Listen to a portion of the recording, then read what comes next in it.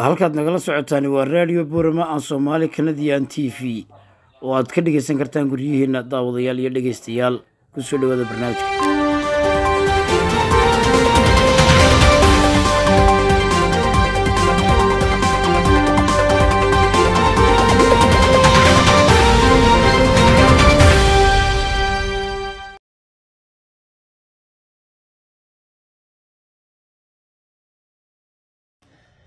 الحمد لله سنة لله وصلى الله وسلم على نبينا محمد صلى الله عليه وسلم.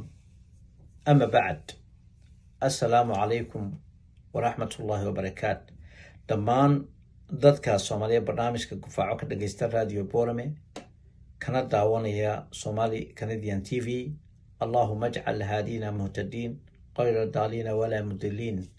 إلهو نغدك kuwa hanuunsan dadkana hanuuniya. Ilaahu waa naga dhigin kuwa halaysan dadkana haleeya. Ummadda barnaamijka daawanaysa waxa maalmahan shir uga socday beesha Gadabuusi, shir lagu magacaabo wada tashi. In badan shirkan waxa indhaha ku hayay siyaasiyiin ka soo jeeda deegaano kala duwan oo ay ka mid tahay Djibouti, oo ay ka mid tahay Somaliland, oo ay ka mid tahay Ethiopia iyo deegaanada dalka dibadiisa iyo Soomaaliya dhamaanteed iyo Yurub meelo kala duwan oo caalamka ka mid ah. Shirkan wada tashi walaalayaal wuxuu ahaa shir uu furay ugaaska guud ee beesha Gadabuusi, ugaas Cabdirashiid, ugaas Rooble, ugaas Doodi. Waxa shirka gudoominayay oo ah gudoomiyaha qabanqaabada shirka Suldaan Filfil. Shirkan oo maanta gabagaboobay. Haddaba shirkan waxa in badan dibadda wareegaya hadalla ismaandhaafa oo shirka aan ka soo bixin. Isla markaana in badan ummadda walaalayaal barnaamijka daawanaysa waxaan u sheegaynaa Nabigu sallallahu alayhi wasallam waxa uu yiri waxa la idin diiday saddex waxyaalood inay ummaddu iska ilaaliso. Saddexda waxyaalood waxa ugu horeeya warka qeyla wa qaalada la yiraahdo. Warka uu yiri baa yiri, waa lagu yiri buu yiri, way ugu tiri waxa soo dhan waxa qeyla wa qaala waa inoo diiday buu Nabigu yiri. waxa kale la inoo diiday su'aalahan macna sameeyeen. waxa kale walaalayaal la inoo diiday maalka oo la dayaco oo aan wax macna lahayn, dadkii oo baahan oo dhibaataysan in lagu lumiyo.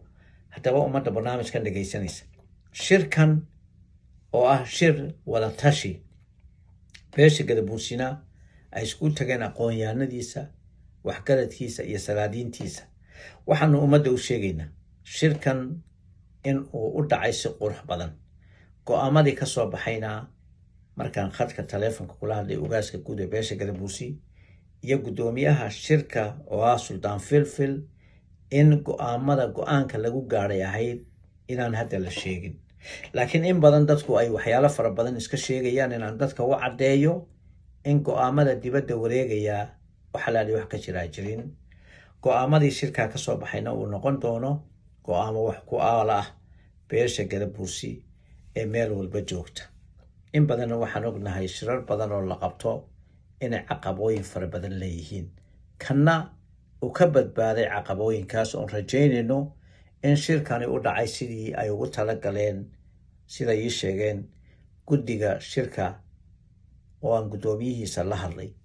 shirkan oo minutes ka qaaliyeen aqoon-yahano beesha ka soo jeeda. waxaan ummadda barnaamijkan daawanaysa meel walba gaarsiinaya in shirkii wada tashi dhammaaday, in ummadduna ay ogaato in rajo fiican aan ka sugayno shirkaas siduu Ilaahay noo sheegay oo ah inaynaan ka quusanin naxariista Ilaahay oo aynu arkayno xaaladda siyaasadeed ee dadku ku sugan yahay, gaar ahaan beeshan Gadabuusi oo deegaanadeedu kala yahay dalka Ethiopia, Soomaaliya iyo Djibouti.